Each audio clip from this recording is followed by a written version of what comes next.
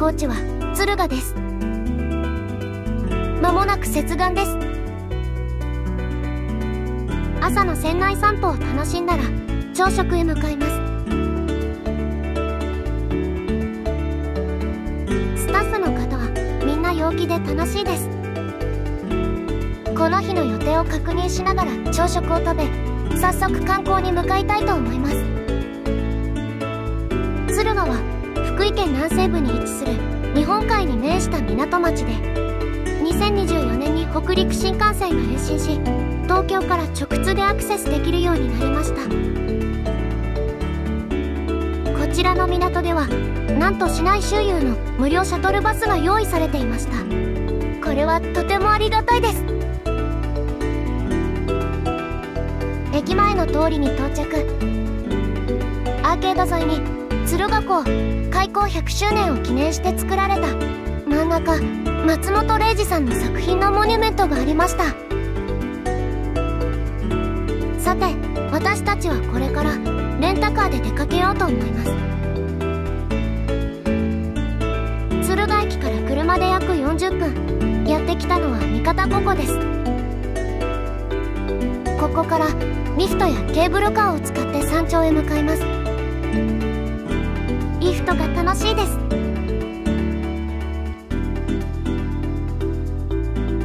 レインボーライン山頂公園に到着。ここはテラスから湖を一望できる絶景スポットのはずでしたが、曇っていてよく見えませんでした。本当に残念。自由に利用できるレインボーの傘を借りて散策します。ソファやハンモック、ローズガーデンなどがあり、写真スポットがいっぱいです。足湯やカフェなどもありました。ここで少し休憩。ブルーが涼しげ。こちらもかわいい。瓦け投げというものに挑戦。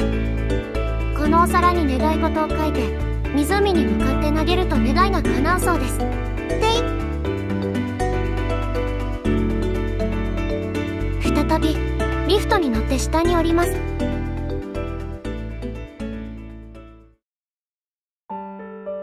敦賀へ戻る途中に立ち寄ったのは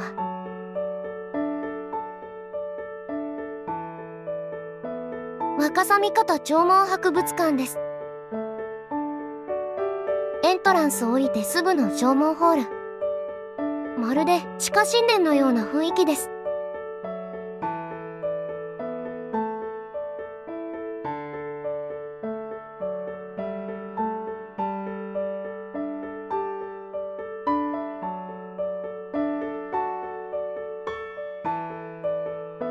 こちらは土器の道。この先には貝塚や丸木舟の出土状況を再現したコーナーなど興味深い展示がたくさんありました。縄文博物館の隣にあるのが年縞博物館です。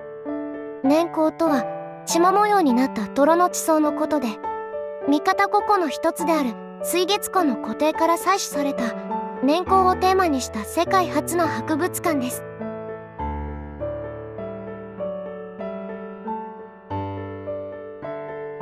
水月湖の年縞は7万年分という驚異的な長さで連続していて、地質学や考古学における年代測定の世界標準の物差しとして国際的に認められているそうです。とても珍しく勉強になりました。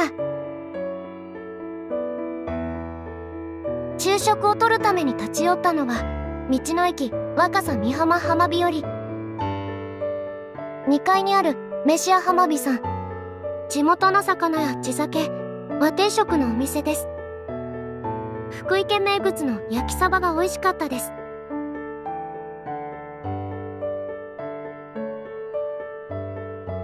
それでは敦賀へ戻ります。こちらは下妃の松原。万葉集や日本書紀にも登場する国指定の名勝です。白い砂浜が広がっています。遠くにダイヤモンドプリンセスが見えました。最後にやってきたのは下妃神宮です。こちらの鳥居は春日大社や厳島神社と並ぶ日本三大木造大鳥居の一つで重要文化財に指定されています。北陸道の総鎮守で主宰神の伊佐沢家の命は海上交通、農漁業、衣食住の全般を守護する神様です。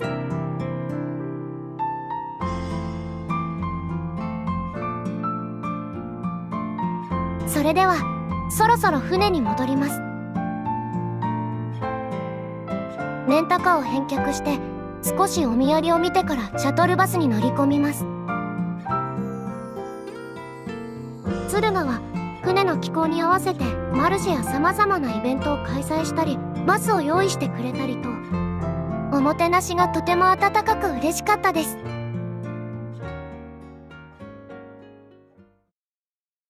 今日もプールに泳ぎに来ました。ひんやりとしたプールで一気にクールダウン。プールサイドでくつろぐ時間は至福のひとときです。出港の時間です。地元の高校生たちが見送りの演奏を披露してくれています。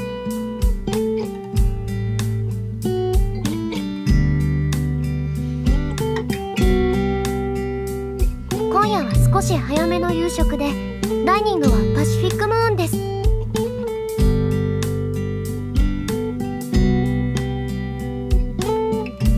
1品目はカニ肉、リンゴ、メロンのカクテル。豚肉の餃子、これは揚げ餃子みたいでした。メインはシーフードリゾットです。今日は全体的に軽めな感じになりました。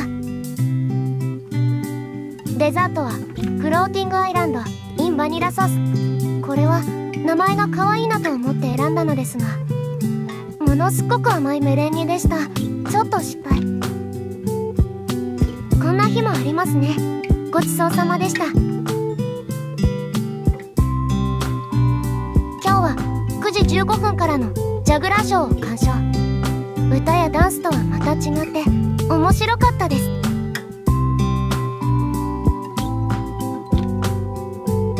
それでは部屋に戻って休みたいと思います。おやすみなさい。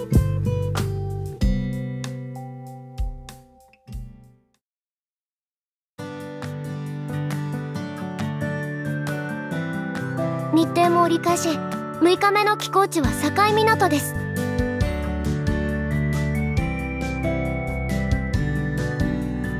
今日も朝の散歩から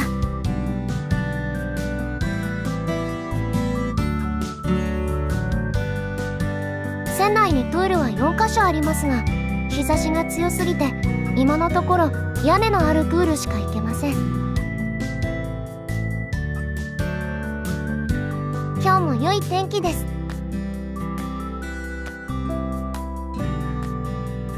インターナショナルダイニングに朝食を食べに来ました。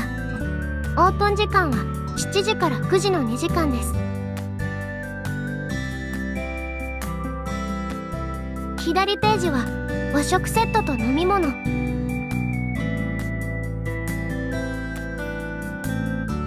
右ページはシリアルやヨーグルト、卵料理などが載っています。メニュー内容はシンプルな感じですね。というわけでこんな感じになりましたが、料理が来てから昨日の朝もベーグルとサーモンを食べたことを思い出しました。場所が変わっても似たようなものを食べてしまいます。ビュッフェと違って落ち着いた雰囲気の中で食事ができるのが良かったです。それでは下船します。以前から足立美術館に行こうと決めていたので、今回もレンタカーを使って移動します。昨日のような無料シャトルバスはないので、レンタカー店まではタクシーです。今日はタクシーを予約してあります。また長時間待つのは嫌だなと思いましたが、全然並んでない。しかもタクシーがいっぱいいました。場所によってだいぶ状況が違いますね。れでは早速向かいます。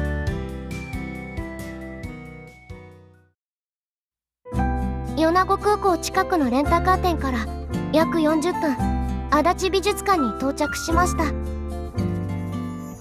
近代日本画を中心とした美術館で、特に横山大観の作品を多く所蔵していることで知られています。美術館の大きな特徴は、創設者足立全康の庭園もまた一幅の絵画であるという信念に基づいて作られた広大な日本庭園です。枯山水や苔庭など趣の異なる庭園で構成されていて、四季折々の景色を楽しむことができ、その美しさは国内外で高く評価されています。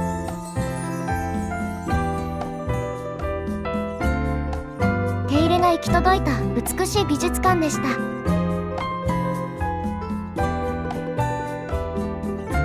今回は利用しませんでしたが、館内にあるカフェの雰囲気も素敵でした。次にやってきたのは松江城です。松江城天守の国宝指定10周年を祝して様々なイベントが開催されているようで、この時はちょうど雲海を見ることができました。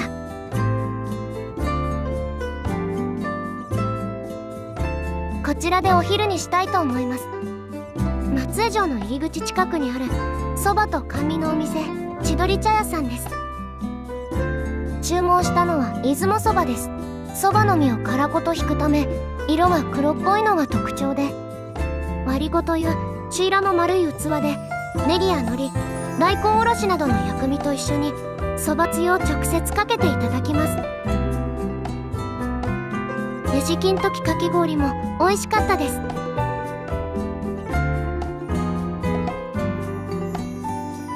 それではそろそろ戻ります。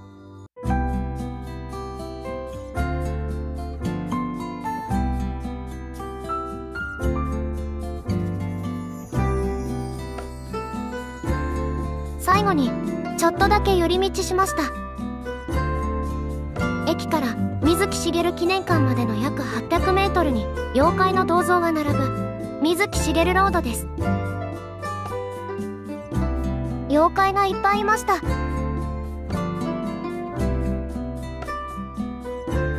ターミナルへ戻ったら明日のプサンへ向けて出国審査を受けます。パスポートとメダリオンを用意。審査が終わると出国審査完了のカードをもらいました。船内は快適ですね。高校生たちの演奏とダンスに見送られながら出港です。宝石の値段当てに参加したり、ペンダントをもらったり、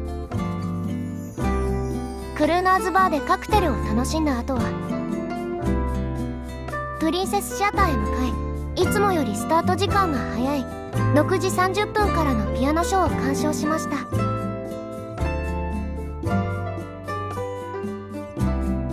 今夜のダイニングはサボイです。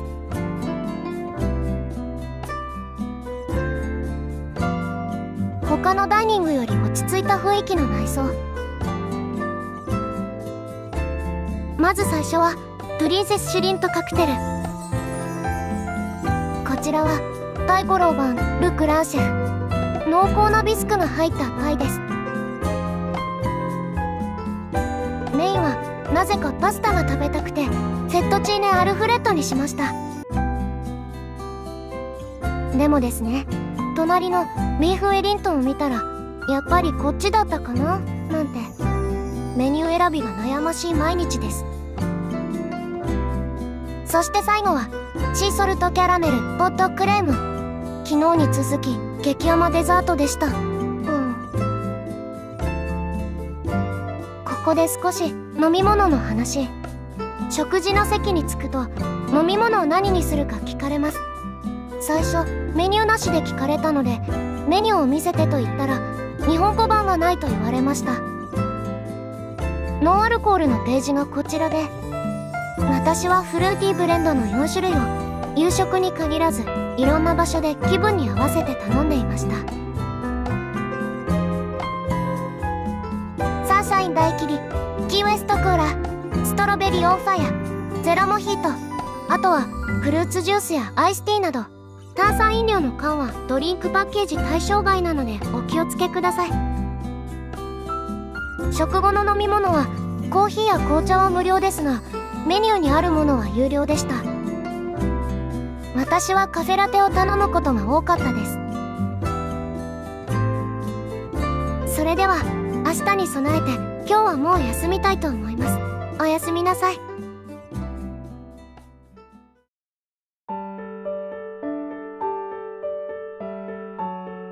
クルーズ7日目、三湖大橋をくぐって間もなく今日の寄港地プサンに到着です。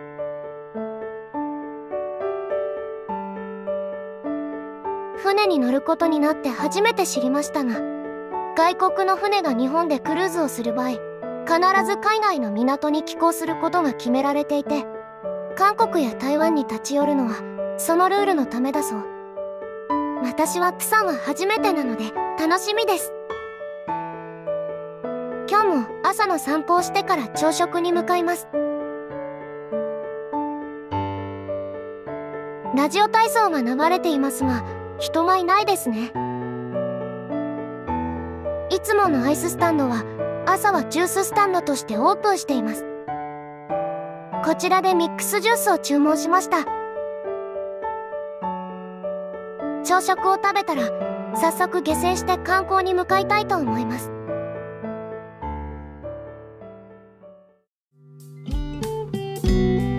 ターミナルで入国審査を終えました。今日は事前予約していた車で観光します。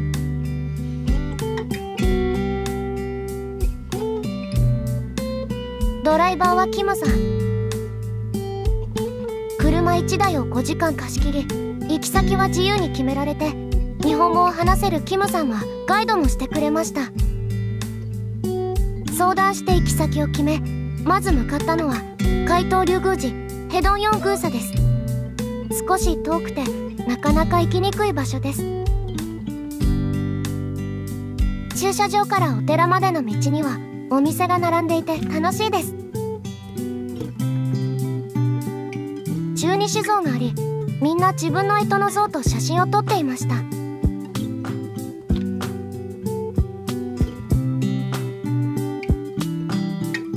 鮮やかな門。この先は108段の階段が続きます。ここは海の岩場に建てられた珍しいお寺として知られていて、誰もが心から祈れば必ず一つ願い事を叶えてくれると伝えられています。みんなここから下にある鉢にコインを投げ入れていました。すごく難しそうです。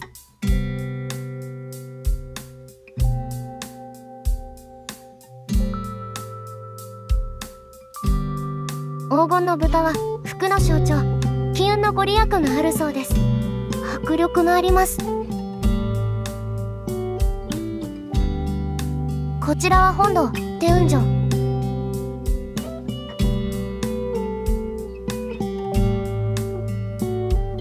願い事が書かれたランタンがたくさん飾られていました。あちらに見えるのは海水観音大仏。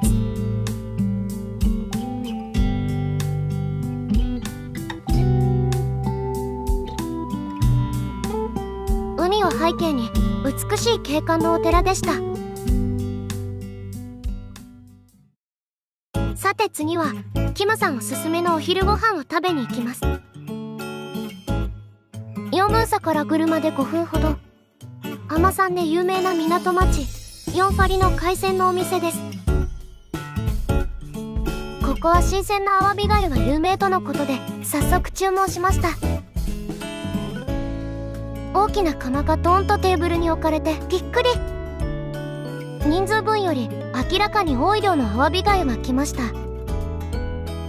アワビの内臓が入っていて色は濃いですが優しい味で美味しい。アワビがゴロゴロ入っています。お腹いっぱい大満足の昼食でした。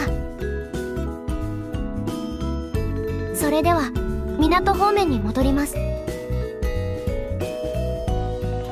次にやってきたのはチャガルチ市場です。釜山最大の海鮮市場で観光地としても有名な場所です。奥までお店がびっしり。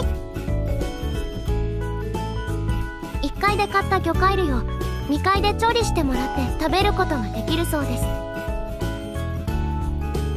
建物の外にもお店が並んでいて、貝類や干物などを売っていました。たくさんの店があって見ているだけでもとても面白かったです。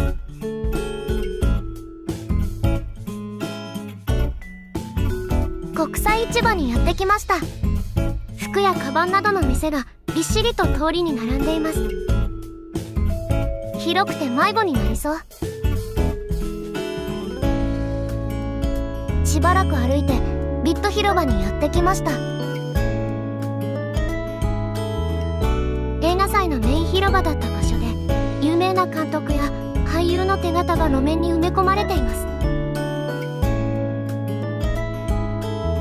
ここは屋台が集まっていて、中でもホットクのお店が有名です。この日も行列ができていました。大人気ですね。美味しそうでした。この後はお土産探しでお菓子屋さんを見に行きました。日本でも見かけるものや珍しいものなどいろいろあって楽しかったです。名残惜しいですが、そろそろ船に戻る時間です。ターミナルに戻ってきました。今日の最終乗船時間は2時半と早めです。出国審査を受けて船に戻ります。初めての釜山、楽しかったです。キムさんにも感謝です。トゥールに来ましたが、いつもより人が多いです。なので今日は泳がずに引き上げることにしました。外も賑やかです。ちょっとお腹が空いたので気になっていたトゥールサイドのグリルに来ました。タコスを注文しました。昼間は観光に行ってしまうし、なかなか食べる機会がないんですよね。具だくさんで美味しかったです。海がとても綺麗です。風が気持ちいい。